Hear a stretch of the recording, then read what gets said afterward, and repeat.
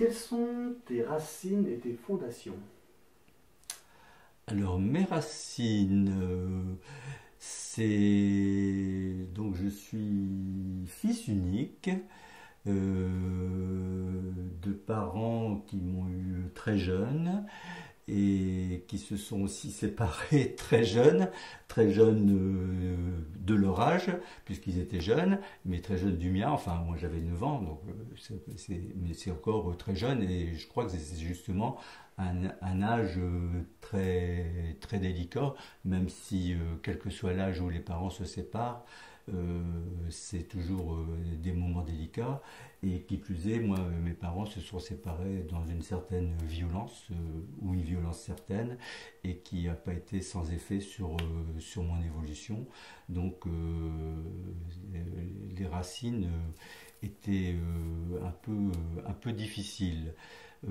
Après, à pousser, à retrouver le bon terreau. Voilà, elles ont été plutôt arrosées au départ de mauvaises ondes de violence. Et ça, c'est quand même pas formidable, loin de là. Et fondations, ben, elles sont un peu aussi de ce côté-là, mais heureusement, il y a des piliers qui sont venus les conforter. Mes grands-parents, en l'occurrence, grands-parents du côté de ma mère et grand-mère du côté de mon père, puisque elle-même elle était aussi divorcée, et des grands-parents extrêmement bienveillants, extrêmement proches de moi. Ma grand-mère maternelle, c'était une seconde maman pour moi, ou peut-être même une première parfois. Et d'ailleurs, je l'avais appelée maman, donc très proche de maman, et c'est toujours resté. Et par contre, un grand-père qui était aussi bienveillant, mais qui était lui beaucoup plus rude, et parfois un peu trop étouffant à mon gré, et je pense aussi pour mon enfance, qui fait que ben, je passais plutôt l'enfance d'abord sans aucune relation avec d'autres enfants, pas de possibilité de sortir, d'avoir des copains, copines, n'ayant pas de frères sœurs, donc c'était vraiment extrêmement limité. Et puis voilà, un gardiennage très ferme. Voilà. Qu'est-ce que tu peux nous dire de tes parents à la fois naturels et adoptifs? Ouais. Alors, mes parents naturels, ben, pour moi, c'est. Je vais commencer par ma mère, d'abord, parce que je pense que la mère, c'est quand même la personne, une des personnes les plus importantes. Enfin, pour moi, euh, déjà, la femme en tant que telle a toute son importance dans ma perception des êtres humains. Et la mère, ben, c'est le premier personnage humain d'importance. Donc ma mère, elle a été prise par les choses de la vie et on n'a pas eu tant de relations que ça. En tout cas, je pense qu'on n'en a pas eu assez. Enfin, elle, même jusqu'à son décès, elle aussi, elle est morte dans mes bras assez jeune, d'une maladie assez difficile qui était l'alcoolisme en fait. Et donc, en fait, elle n'a jamais réussi à assumer sa vie, même après un second mariage qui était beaucoup plus tranquille et calme, là, l'opposé de ce qu'elle a vécu avec mon père, qui a quand même été des grandes années de violence, mais avec mon père adoptif, au contraire, c'était la tranquillité, la gentillesse, l'attention ou autre, mais malgré tout, ben, je pense qu'il y avait des choses qui ne lui allaient pas ou qu'elle n'osait pas pour pouvoir vraiment, elle, assumer sa vie en bien-être. Alors elle, sa passion, c'est amusant, même encore maintenant, des fois quand j'en parle, sa passion c'était les animaux, comme on disait par là, c'était une folle à bête. Au début, on vivait en appartement sur l'île, mais elle avait quand même réussi, bien sûr, à avoir chien, poisson, hamster, enfin, déjà une batterie, même une colombe ou tourterelle qui se baladait, qui avait été blessée, qui se baladait quand même dans l'appartement. Et puis, mon père adoptif a réussi à trouver un petit lopin de terre en limite d'un bois à la limite de l'île où là c'était un chalet, il n'y avait pas d'électricité, mais c'était la pleine nature. Et là, on pu y amener tous les animaux qu'ils voulaient. Et je disais, ma mère, je crois que si on devait la placer dans un contexte biblique, elle aurait été l'épouse de Noé et c'est elle qui aurait fait les entrées, mais il y aurait peut-être eu du mal à contenir tous les animaux qu'il fallait mettre sur l'arche. Donc il fallait mieux que ça reste peut-être de l'ordre de Noé. Ma mère était vraiment, pour les animaux, c'était... Et bien sûr, j'ai hérité aussi de cette fibre-là. Pour l'instant, à la maison, on a 2 chattes. À un moment donné, on en a même eu jusqu'à 3-4. Et mon grand désir, c'est un chien. Mais un chien, c'est d'autres contraintes. Tant qu'on est amené quand même à bouger pas mal, à voyager et autres. Et là, on ne peut pas trop l'imposer à d'autres personnes. Donc le chien, ça attendra encore un peu. Quand j'aurai un peu plus de mal à me déplacer et je serai un peu plus sédentaire, c'est sûr que le chien arrivera en bonne place. Pour l'instant, avec les 2 chattes, ça se passe très bien et c'est bien comme ça. Voilà, donc ça c'est pour ma mère.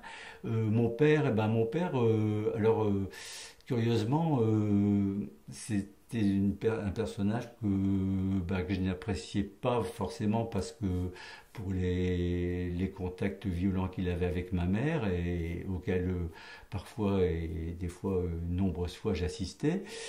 Et donc il a joué aussi sur ma propre évolution d'homme dans le relationnel que je pouvais avoir après simplement avec les autres, ou pensant que la violence, c'est quelque part, c'était une façon de s'affirmer puis d'obtenir ce qu'on voulait, alors que heureusement après assez vite j'ai quand même compris que c'était tout le contraire, mais il y a quand même eu des moments où ça en est passé par là. Donc mon père effectivement n'est pas le personnage de référence que devrait être un père pour moi. Et à l'inverse, le père adoptif, lui, même si au début ça n'a pas été facile à l'accepter forcément, il venait se réapproprier ma mère, que j'avais réussi à approcher un peu plus pendant la période de divorce. Et puis quand tu es arrivé, du coup j'ai repris aussi un peu la place à l'écart. Mais j'ai senti chez lui, même si lui il avait été élevé dans une famille nombreuse, dans des conditions de vie dire misérables. Ils habitaient une petite maison de Couret, vraiment grande promiscuité et autres, mais il avait vraiment de très belles et fortes valeurs humaines et que j'ai très vite senti et perçu, et je me suis fait quelque part à son autorité, parce qu'il avait quand même un côté autoritaire pour mon bien, mais bon, ça on le perçoit pas toujours que c'est pour notre bien, on le perçoit qu'après. Et en tout cas après ça s'est vraiment bien arrangé entre nous, et c'est lui qui quand même pour moi a vraiment les références d'un homme père, voilà. Est-ce qu'il y a eu une ou des belles-mères? Alors belle-mère, pas vraiment belle-mère.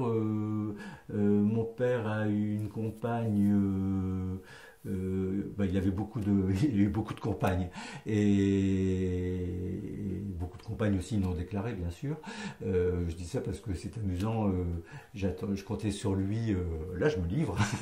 Je comptais sur lui lorsque j'avais acheté la première maison de mon premier mariage, et il devait m'apporter un petit appui financier, et un chèque, je ne sais plus, pas tellement élevé. En tout cas, on avait absolument besoin de ce petit appui, et on avait le rendez-vous chez le notaire.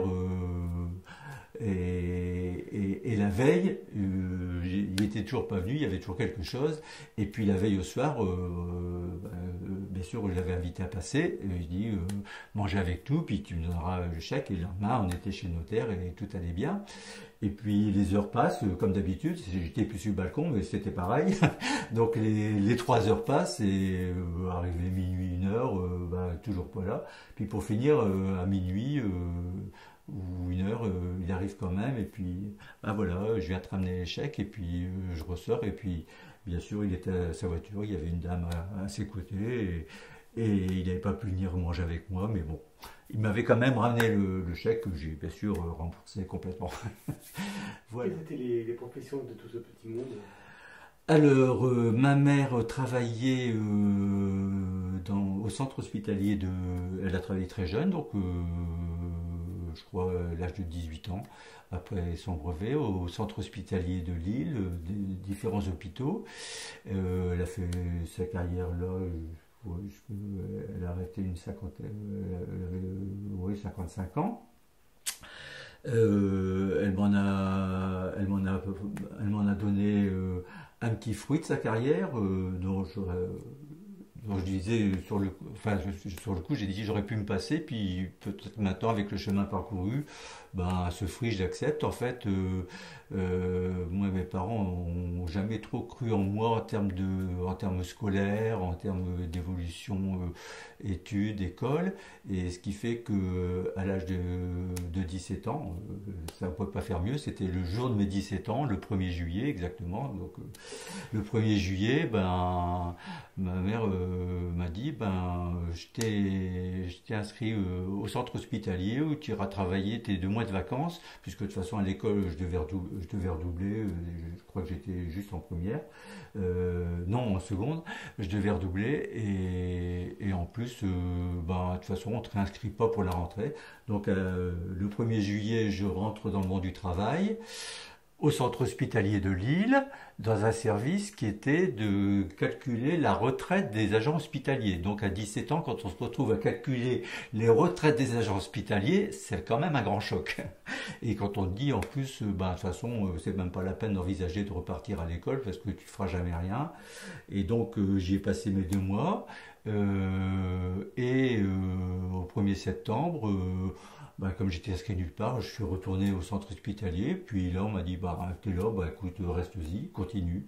Et heureusement, après, mon grand-père s'est mis de la partie, et lui a réussi à me faire rentrer dans une grande administration qui venait de se créer, la communauté urbaine de Lille, où là, j'y ai accompli mes 45 ans de vie professionnelle. Voilà, mais ça, on y reviendra peut-être après. Donc, mon père, lui, était dans le bâtiment, dans le bâtiment en termes d'agents comptables. Il tenait les stocks, les approvisionnements dans le bâtiment, la construction. Mais mon père était un homme, il avait besoin de bouger, de remuer, énormément de contacts avec les amis, mais les amis pour faire la fête, les femmes pour faire la fête aussi. Donc c'était un grand noceur quoi, pour aller vite, et très vite, je crois que c'était même juste au moment où il a divorcé, il est parti dans la représentation des accessoires de voiture, puisque à ce moment-là, ce soit les ceintures de sécurité, les phares, les amortisseurs, enfin toutes ces choses-là, c'était des options. Et donc lui se chargeait de trouver les cartes, et c'est parti. Et il faisait des régions assez importantes, Normandie, le Nord, la région parisienne, et donc il était parti toutes les semaines, et rentrait fin de semaine. Il avait quand même pris une maison aux abords de Lille, et rentrait fin de semaine.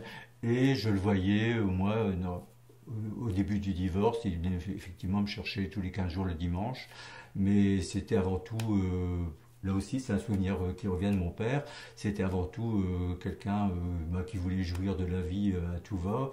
Et le dimanche, c'était prévu par les articles du divorce qu'ils viennent me chercher un dimanche sur 2, de 10h à 19h. Et donc moi, à l'appartement où j'étais à Lille, au centre de Lille, à 10h j'étais sur le balcon, guettant la voiture de mon père qui arrive me chercher. Et lui était footballeur, et le match de football était avant, donc il fallait forcément que j'attende. Et en plus du match de football, il y avait aussi parfois la 3e mi-temps, et donc des fois je passais facilement 3 heures sur le balcon avant d'apercevoir la voiture qui allait m'emmener chez ma grand-mère maternelle, où là je trouvais un bel amour aussi. Voilà. Donc ça c'était pour mon père. Et mon père adoptif, qui a aussi toute sa place, lui travaillait dans un bureau d'études.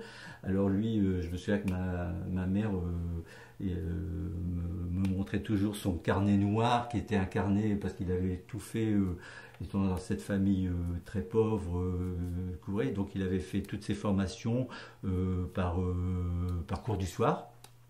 Il y avait un carnet effectivement avec ses cours et ses appréciations et beaucoup force d'admiration par sa ténacité, son courage à accomplir ce qui s'était donné. Donc c'était dessin industriel et il est rentré au charbonnage de France et il dessinait donc en industriel les installations de chauffage et sur une grosse, il a fait plusieurs boîtes sur l'île et il a fait ça toute sa carrière. Et après justement les charbonnages ont licencié et donc lui il a bénéficié d'un licenciement économique à 57 ans. Il a encore fait un peu de cours informatique, il était toujours ouvert à poursuivre des connaissances, des applications, et puis il a terminé sa vie tranquillement comme ça. Voilà. Qu'as-tu appris de tes parents et de ton beau-père? De mon beau-père, j'ai appris la rigueur, le respect. Ouais, la première chose, c'est le respect. En premier lieu, vis-à-vis de ma mère. La rigueur, l'attention aux autres aussi, parce que lui, il était né d'une famille nombreuse. Oui, ils étaient 6, mais 5, et je pense qu'il devait tenir ça fortement de sa mère. Son père était handicapé de guerre, donc sa mère, elle gérait vraiment la maison avec ses... Il avait 4 sœurs et un frère, mais le frère était parti, donc en même temps, il s'occupait et il gérait ses sœurs et sa maman qui était sans revenu, qui était mère au foyer et qui assurait. Et la rigueur, tout à l'heure je parlais du carnet noir que ma mère me montrait en référence, et il y avait aussi un autre point qu'elle souvent me disait, effectivement, je crois qu'ils se sont rencontrés, il avait 30-35 ans, et il rendait son salaire à sa mère pour faire tourner la maison. Et lui avait simplement ses sorties les dimanches. Et d'ailleurs, mes parents me l'ont appliqué aussi à moi, curieusement. Bon, sur le coup, je trouvais que c'était quand même un peu dur, mais après coup, c'est une certaine forme de rigueur. Et sorti de là, je manquais de rien pour autant. C'était parfois un peu difficile quand j'avais eu envie d'un scooter ou d'une mobilette, j'ai jamais eu ça. Bon, et je me disais, bah, avec ce que je gagne, si je disposais de ma paye, je pourrais facilement me l'aider. Mais bon, c'était comme ça, je rendais la paye. On me rendait pour ma carte de restaurant et un petit peu pour les sorties. Et à l'inverse, mon autre père, qui lui était beaucoup porté sur les sorties, quand il venait me voir tous les 15 jours, avant de repartir, il me glissait toujours quelques billets pour pouvoir assurer mes sorties. Ça compensait l'autre père, mais les valeurs étaient aussi à l'inverse. Voilà.